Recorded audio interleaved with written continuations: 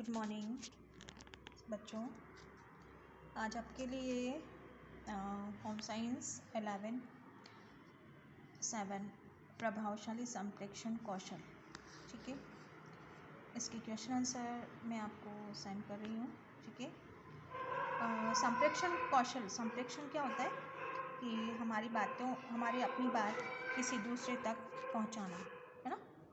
संप्रेषण के माध्यम से हम अपनी बात किसी दूसरे तक पहुंचाते हैं, ठीक है। अब इसमें संप्रेषण कौशल के महत्व पर चर्चा कीजिए। प्रश्न उत्तर है ये, ठीक है। उत्तर के अंदर है, ठीक है। संप्रेषण कौशल के महत्व पर चर्चा कीजिए, मतलब कितने प्रभावी रूप से आप अपनी बात को कह पाते हैं, ठीक है। ये संप्रेषण के अंतर्गत आ जाता है। प्रभावी संप्रेषण कौशल प्रत्येक व्यक्ति के लिए महत्वपूर्ण है। ये आप लोग जानते हैं कि हर व्यक्ति के लिए अपनी बात को कहना कितने सटीकता से, कितने प्रभावी रूप से आप अपनी बात कह पाते हैं, ठीक है। इसके अंदर है, विशेषज्ञों के अनुसार अच्छा संप्रेषण होना व्यक्तिगत एवं व्यावसायिक जीवन का सफल दिशा में आधी लड़ाई पर विजय प्राप्त करना। मतलब आप अपनी बात को सटीक रूप से रख रहे हैं तो कोई भी बात, पहले अपनी बात रखना ये महत्वपूर्ण हो जाता है, ठीक है। तो आधी बात तो आप ऐसे ही कह पाते हैं, समझ आता है अगला व्यक्ति। दूसरा है, यदि कोई व्यक्ति अच्छा श्रोता या वक्ता है तो गलत फहमी की कोई संभावना बहुत ही कम नहीं के बराबर आती है।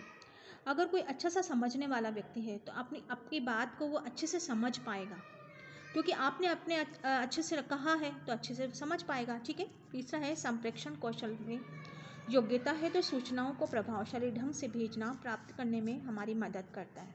संप्रेषण कौशल में आपकी जो योग्यता है, कौशलता है, तो प्रभावी जो आप देंगे उसे वो प्रभावी रूप से मदद करेगी आपके लिए। विभिन्न संप्रेषण कौशलों से हम विभिन्न परिस्थितियों में विभिन्न तरीके से सूचना को अभिव्यक्त कर सकते हैं तथा उसे प्राप्त कर सकते हैं। अपनी बात को कह सकते हैं और अगले की बात भी हम अच्छे से सुन पाते हैं, समझ पाते हैं अगले की बात को। यह व्यक्ति को आदान प्रदान की जाने वाली विषय वस्तु को पारस्परिक समझ का सृजित करने की सहायता प्रदान करता है। साथ ही सूचना देने में सहायक विविध व्यवहारों को समुन्नत बनाती है। मतलब जो भी हमारा कौशल है वो बहुत सटीक रूप से बात को समझ पाएगा, अपनी बात को कह पाएगा, ठीक है। और वो जो बात है वो प्रभावी रूप से कार्य करेगा, ठीक है। पहला प्रश्न। इसी के तहत दूसरा प्रश्न हम देख लेते हैं। प्रश्न 2, संप्रेषण कौशल के नाम बताइए। संप्रेषण कौशल के नाम: चिंतन, पठन, लेखन, श्रवण, बोलना। तीसरा है, गैर शाब्दिक भाषेतर संप्रेषण। अब हम बात कर लेते हैं। चिंतन, यह एक अंतर्वैयक्तिक संप्रेषण कौशल है। इसमें व्यक्तिगत विचार, अनुचिंतन, सोच विचार एवं मनन सन्निहित होता है, ठीक है। चिंतन व्यक्ति को अपने विचारों, अभिमतों, निर्णयों, भावनाओं को चुनने व संगठित करने की योग्य बनाता है। संप्रेषण में चिंतन मूलभूत कदम है। आपकी क्रियाएं अभिव्यक्ति या इस बात पर निर्भर करती है कि आप क्या और कैसे सोचते हैं। चिंतन कौशल के विकास के लिए आवश्यक है। चिंतन के दौरान ध्यान केंद्रित करें, उसे भंग न होने दें।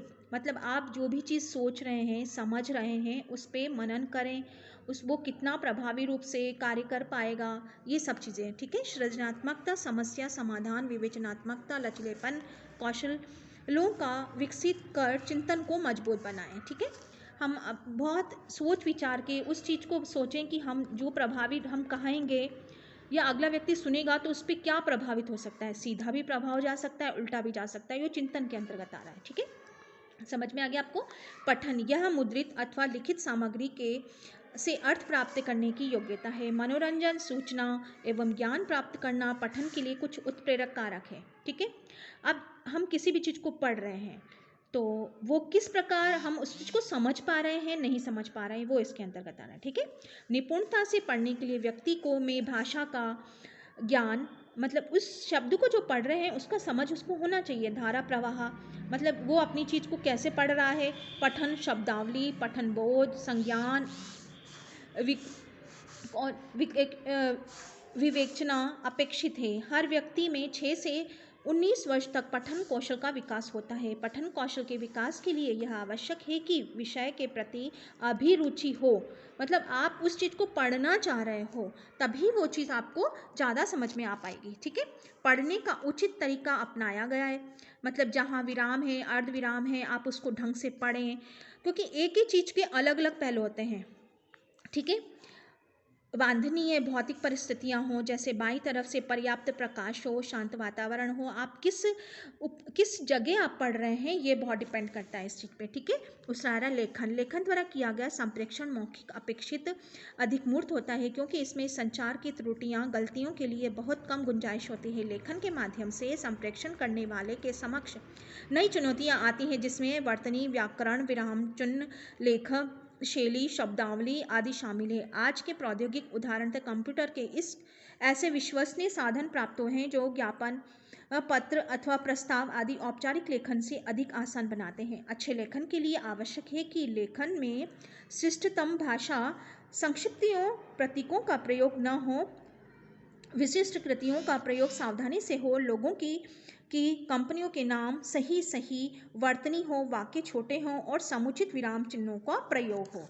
बहुत ही ज़्यादा महत्वपूर्ण है ये चीज़। ठीक है, अब श्रवण की बात कर लेते हैं। श्रवण प्रक्रिया में हम या तो सूचना भेजते हैं अथवा प्राप्त करते हैं। ध्यानपूर्वक सुनना सूचना को प्राप्ति के लिए महत्वपूर्ण है।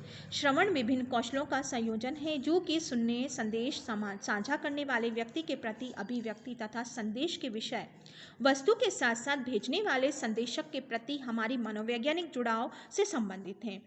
इसमें संदेश वक्ता को समझने की इच्छा, आदर व भाव, स्वीकृति, संदेश की प्राप्ति, दूसरों के बोध समझने, मूल्यांकन करने, स्वैच्छिक अभिव्यक्ति की आवश्यकता होती है। श्रवण के लिए अत्यधिक ध्यान केंद्रित करने तथा ऊर्जा की आवश्यकता होती है। श्रवण कौशल स्वाभाविक या अर्पित होता है, इसे कुछ आधारभूत सिद्धांतों का इस्तेमाल करके अर्जित किया जाता है। ठीक है, बोलना स्वाभाविक सर्वाधिक आधारभूत संप्रेषण कौशलों में से एक है। अपने रोजमर्रा के जीवन में हम सूचना देने, भावनाओं आदान प्रदान, अन्य कारणों से परिवार के सदस्यों, मित्रों, अन्य के से व्यवसाय एवं कार्य से संबंध में बातचीत करते हैं। किसी समूह या सामने बैठना, बोलना, सार्वजनिक तौर पर बोलना, ये दो बोलने में महत्वपूर्ण प्रकार कौशल है। सार्वजनिक तौर पर बोलना श्रोताओं को सूचित करना, प्रस्तावित करना, राजी करना से मनोरंजन करने के इरादे से संचित वाक्य कौशल द्वारा सदस्य तरीके से लोगों के समूहों के साथ बातचीत करने की प्रक्रिया है। भाषा, वाक्पटुता, प्रभावशाली भाषण, सार्वजनिक व्याख्यान तथा अंतर्वैयक्तिक संचार के दो सबसे अधिक महत्वपूर्ण पहलुओं में से एक है। लोग आपके शाब्दिक संदेशों को समझें, उनके तरीकों, प्रस्तुतिकरणों का प्रयोजन समझना, संदेश के स्पष्ट व संक्षिप्त रखना, बोलने से पहले अभ्यास करना, अभिव्यक्ति विचारों को पूर्ण स्पष्टता होना आवश्यक है। गैर शाब्दिक संप्रेषण कौशल कभी कभी दूसरा दृश्य कौशल कहलाता है। आपकी अनकही बात व्यक्त करना संप्रेषण के लिखित टंकित तरीके के साथ संप्रेषण प्रक्रिया का भाग बन जाता है। गैर शाब्दिक संकेतों में निम्न के शामिल है: शरीर की मुद्राओं के भाषा, उदाहरण के लिए हाथ बांधे रहना, खड़े रहना, बैठना, तनाव मुक्त हाव भाव, चेहरे की भंगिमाएं, आंख मुद्राएं, प्रेषक ग्राही के मन के भाव, उदाहरण के लिए चिल्लाना, उकसाने वाला बोलना, उत्साह, लोगों के बीच अन्य संबंध, उदाहरण के लिए दोस्त, शत्रु, व्यावसायिक समानताएं, अंतर्वैयक्तिक समानताएं अथवा अंतर आयु समानताएं, भिन्नताएं, दार्शनिक समानता या भिन्नताएं, मनोवृत्तियां एवं अपेक्षित आदि। ठीक है, ये प्रश्न था संप्रेषण के माध्यम हमने क्या क्या किया। ठीक है, ज़्यादा बड़ा वीडियो हो जाएगा बच्चों, इसके नेक्स्ट प्रश्न में आपको आगे देती हूँ।